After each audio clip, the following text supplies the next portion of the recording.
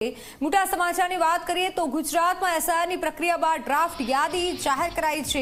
રાજ્યમાં 4,34,70,109 મતદારો નોંધાયા છે। રાજ્યમાં 2,24,49,170 પુરુષ મતદારો નોંધાયા છે તો રાજ્યમાં 2,10,19,876 મહિલા મતદારો નોંધાયા છે। રાજ્યમાં અગાઉ 5,08,43,219 મતદારો નોંધાયા હતા અને જેમાંથી ગુજરાતમાં મતદારો ઓછા નોંધાયા છે। મહત્વનું છે ગુજરાતમાં જે વિગતો સામે આવી છે, જે આંકડા સામે આવ્યા છે એસઆઈઆરની પ્રક્રિયા બાદ ડ્રાફ્ટ યાદી જાહેર કરાઈ છે અને આ ડ્રાફ્ટ યાદીમાં આંકડા જાહેર કરાયા છે। 4,34,00,000થી વધુ મતદારો નોંધાયા છે।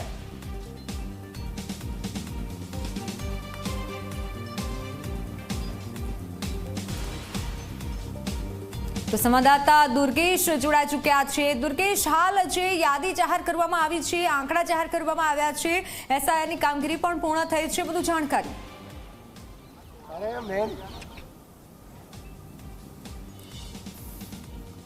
ગુજરાતની અંદર આજે એસઆઈઆરની કામગીરી છે તે પૂર્ણ થઈ છે અને ગાંધીનગર ખાતે આવેલ મુખ્ય ચૂંટણી અધિકારીની જે કચેરી છે ત્યાં આગળ તમામ રાજકીય પક્ષોની અત્યારે બેઠક મળી હતી। આ બેઠક બાદ જે છે આ ડ્રાફ્ટ યાદી જાહેર કરવામાં આવી છે। જો વાત કરવામાં આવે તો ગુજરાતની અંદર લગભગ 18 લાખથી વધુ જે ઉમેદવારો છે તેઓ મૃત્યુ પામ્યા છે, તેમજ 40 લાખથી વધુ મતદારોનું સ્થળાંતર પણ કરવામાં આવ્યું છે, જ્યારે 3,81,000થી વધુ જે મતદારો છે તે ડુપ્લિકેટ હોવાનું પણ સામે આવ્યું છે, જ્યારે 9,69,662 મતદારો તેઓના સરનામા જે છે હજી સુધી મળી નથી આવ્યા, જ્યારે 1,89,364 મતદારોના અન્ય કારણોસર સમાવેશ થઈ શક્યો નથી। જો વાત કરવામાં આવે તો આગામી 18 જાન્યુઆરી સુધી જે કોઈ લોકો જે છે પોતાના વાંધાઓ જે છે રજૂ કરી શકશે। સાથે જ જે લોકોના નામ નથી તેઓ લોકો પણ આગામી સમયની અંદર જે છે પોતાનું જે ફોર્મ 6 હોય છે તે ભરીને પોતાનું નામ પણ નવેસરથી ઉમેરી શકશે। જી બિલકુલ બિલકુલ, આભાર માહિતી બદલ। ત્યારે નવું નામ પણ પોતાનું ઉમેરી શકે છે। પ્રક્રિયા વિધિવત રીતે હાલ પૂર્ણ થઈ છે, પણ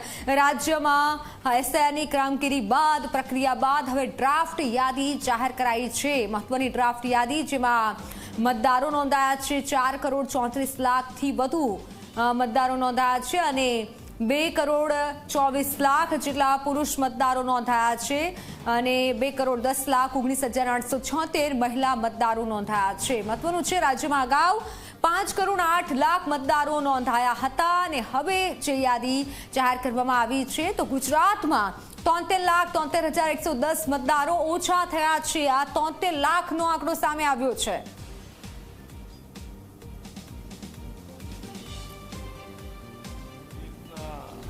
ડ્રાફ્ટ યાદી જાહેર કરવામાં આવી। અમે અત્યાર સુધીની કામગીરીમાં પહેલાં ઘણી આશંકાઓ હતી, પરંતુ એનું ઘણું બધું નિરાકરણ કોંગ્રેસ પક્ષની રજૂઆત પછી નિર્ણય લેવામાં આવ્યા, એનાથી અમે સંતુષ્ટ છીએ। આજે અમે કામગીરી જે ઓછા સમયમાં થઈ એને પણ અમે બિરદાવીએ છીએ વિરોધ પક્ષ તરીકે, અને જે બીએલઓઝે પોતે અત્યારે આ કામગીરી દરમિયાન શહીદ થયા કે એમને કાં કોઈને હૃદયરોગનો હુમલો થયા કે હેરાન થયા, જીવ ગુમાવો, એ બધાને અમે શ્રદ્ધાંજલિ પણ અર્પી છે કે ભગવાન એમની આત્માને શાંતિ અર્પે। અને અમે સાથે સાથે માંગણી કરી છે કે જ્યારે નો મેપિંગવાળા લોકો માટે કેમ્પ કરવાના છો તો એ વખતે સરળતાથી થાય, એટલે પહેલાં જાહેરાત છાપાઓમાં પણ થાય, ઇલેક્ટ્રોનિક મીડિયામાં પણ થાય, અને કયા કયા પુરાવાઓ જોઈએ એ પુરાવાની જો માહિતી પહેલાંથી આપવામાં આવે તો હું માનું છું કે નો મેપિંગવાળો પ્રશ્ન પર જે છે એ સેટઅપ થઈ જાય એવો છે। એસઆઈઆરની કામગીરી બહુ સારી રીતે આમ આગળ વધી છે એવું કહી શકાય। બીએલઓ લોકોએ પણ ખૂબ સારી મહેનત કરેલી છે અને આજે જ્યારે ડ્રાફ્ટ યાદી ઓનલાઈન મૂકવામાં આવેલી છે તો એમાં જે પણ નામ કમી થઈ ગયેલા છે એ પ્લસ જે નામ ફાઇનલ થઈ ગયા છે એનું લિસ્ટ અંદર આપેલું છે।